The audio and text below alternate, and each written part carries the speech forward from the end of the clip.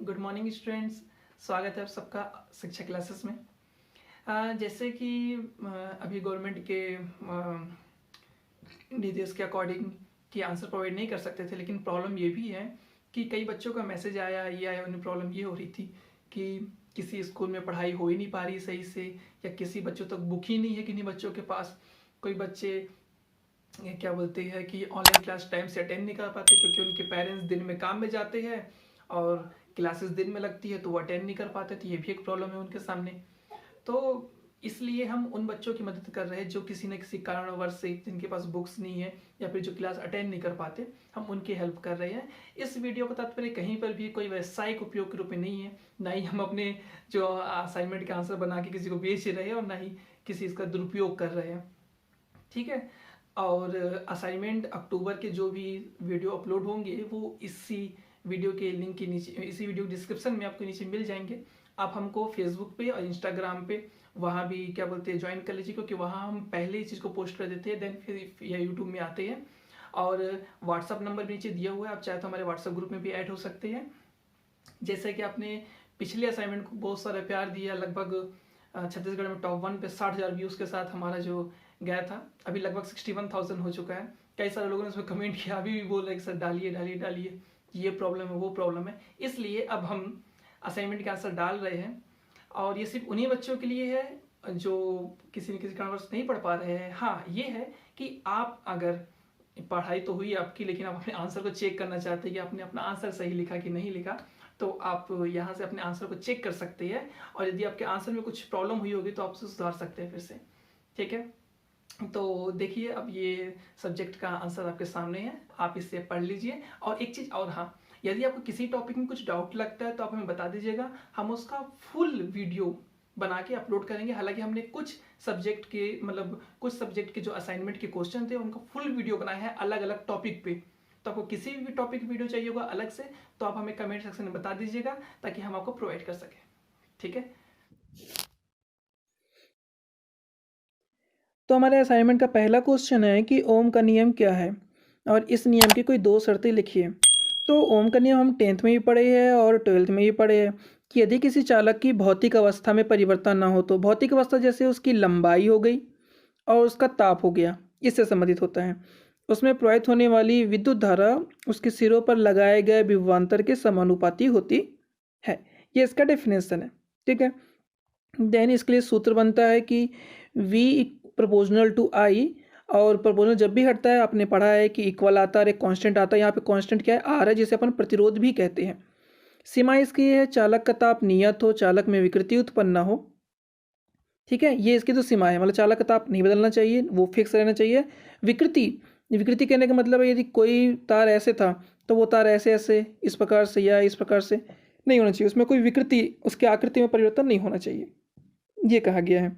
Then इसका B number का question है कि 0 डिग्री सेल्सियस पर एक चालक का प्रतिरोध x ओम है, वह ताप ज्ञात करना है जिस पर चालक का प्रतिरोध 3x हो जाता है।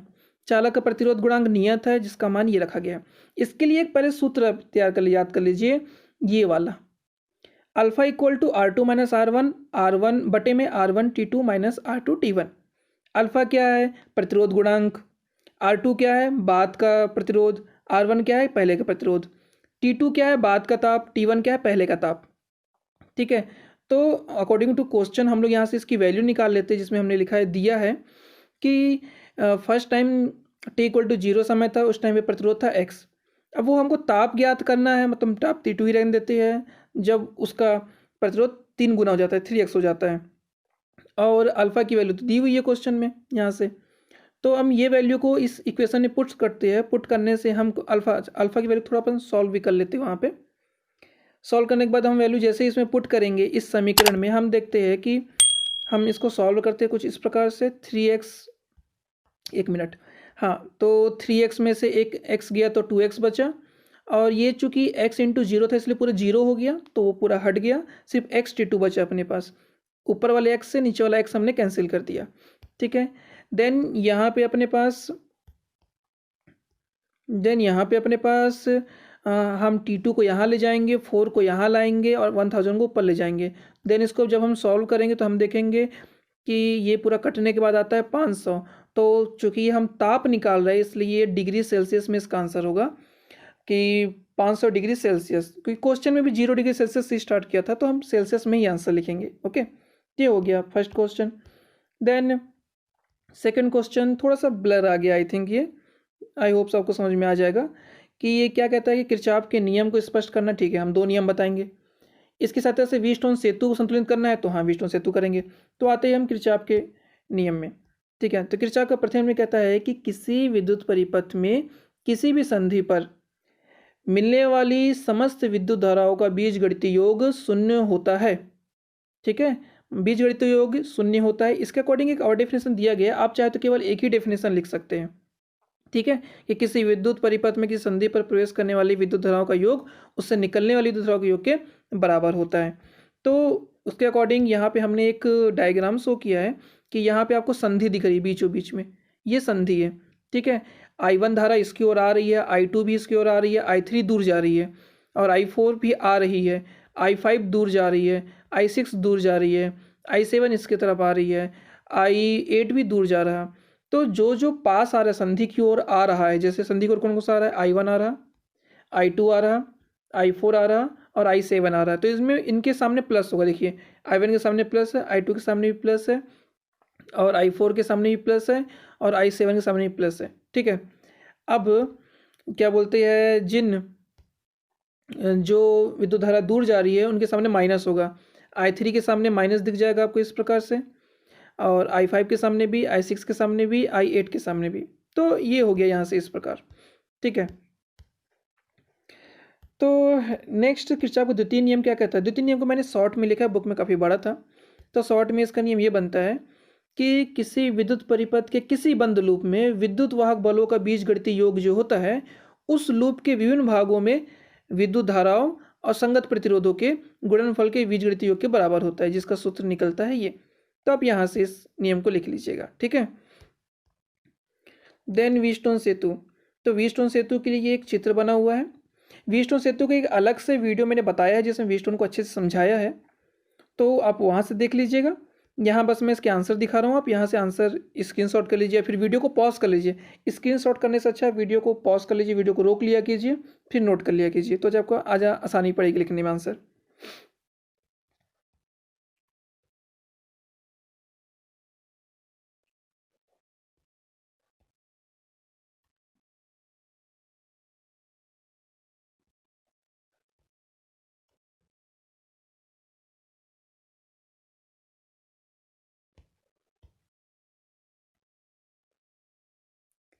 इस प्रकार से यहाँ हमारा व्हीटस्टोन सेतु का संतुलन आ जाता है कि P/Q = R/S होता है। ठीक है,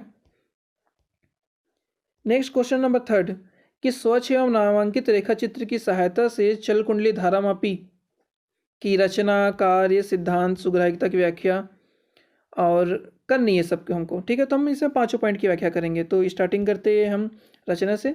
इसका भी यदि आपको ये समझना होगा, क्योंकि ये टॉपिक ज़्यादा बड़ा है, समझना हो तो आप मुझे बताइएगा, मैं इसका एक वीडियो अलग से बना दूंगा। आप कमेंट में पहले लिख दीजिएगा आपको वीडियो चाहिए, तो मैं इसका वीडियो अलग से समझाते हुए बना दूंगा। नहीं तो आप यहाँ से आंसर इसका नोट कर लीजिए।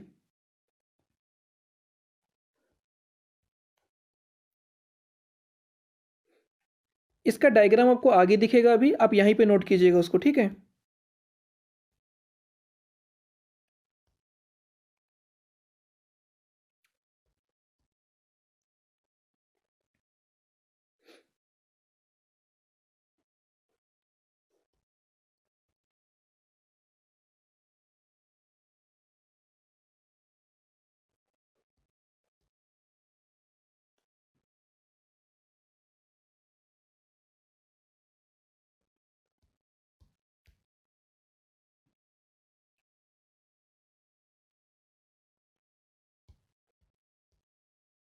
यहाँ पे हम क्वेश्चन नंबर 4 में चल कुंडली धारामापी का चित्र देख रहे हैं। आप इस चित्र को यहाँ से नोट कर लीजिएगा। ठीक है, यहाँ पे कोई ऐसा नंबर नहीं है, ये मिस प्रिंट है एक्चुअली में जस्ट। ठीक है, तो यहाँ से आप इस डायग्राम को नोट कर लीजिएगा।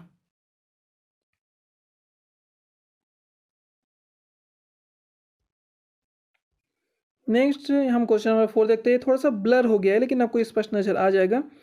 तो विद्युत वाहक बल और विभवांतर, क्वेश्चन नंबर 4 में इनमें अंतर देखना है। तो इसका भी एक वीडियो मैंने बनाया हुआ है, उसका भी लिंक मैं डिस्क्रिप्शन में दे दूंगा, आप वहाँ से उसको अच्छी तरीके से समझ लीजिएगा। यहाँ से आप केवल इसका आंसर नोट कर लीजिए। ये 2 पॉइंट यहाँ से नोट कर लीजिए।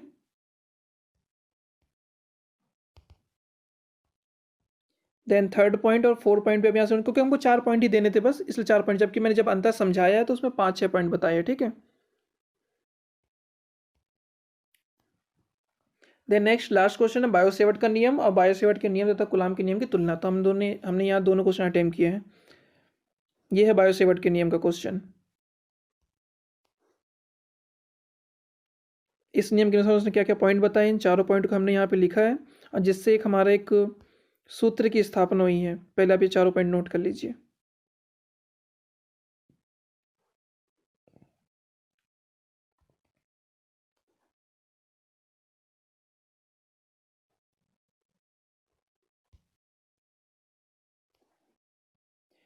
तो ये पहला क्वेश्चन जैसे ही खत्म होता है, हम लोगों ने यहाँ पे बायो सेवर्ट के नियम और कूलाम के नियम की तुलना की है, जिसमें हमने समानता भी बताया है, और साथ ही साथ आप नीचे आएंगे तो हमने इसमें असमानता भी बताया, मतलब दोनों आधार पे तुलना की है, ठीक है।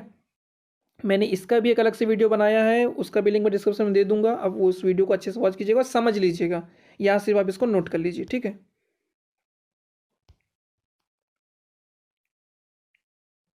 ये इसके 3 समानता हो गए,